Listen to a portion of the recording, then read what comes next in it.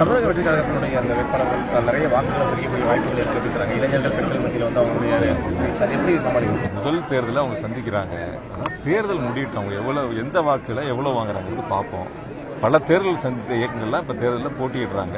எங்களை பொறுத்த வரைக்கும் எத்தனை இயக்கங்கள் போட்டியிடுகிறது புதுசாக பழசாலாம் நாங்கள் பார்க்கல.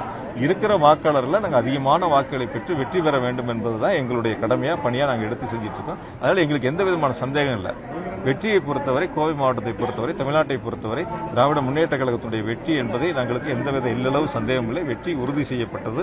வாக்காளர் பெருமக்கள் வாக்களிக்க தயாராக இருக்கின்றார்கள். நாங்கள் வாக்கு சேகரிக்கின்ற நிகழ்ச்சியில் அதை நாங்கள் மிக சிறப்பாக செயல்பட்டு மீண்டும் ஆட்சி அமைக்கும் பட்சத்தில் கோவைக்கு தான் இந்த முதல் நிகழ்ச்சியாக வருவோம் நேற்று முதல்வர் குறிப்பிட்டிருந்தாரு.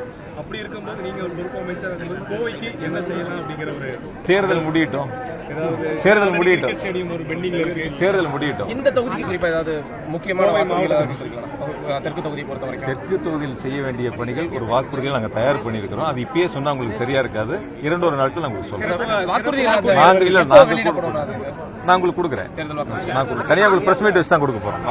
நன்றி.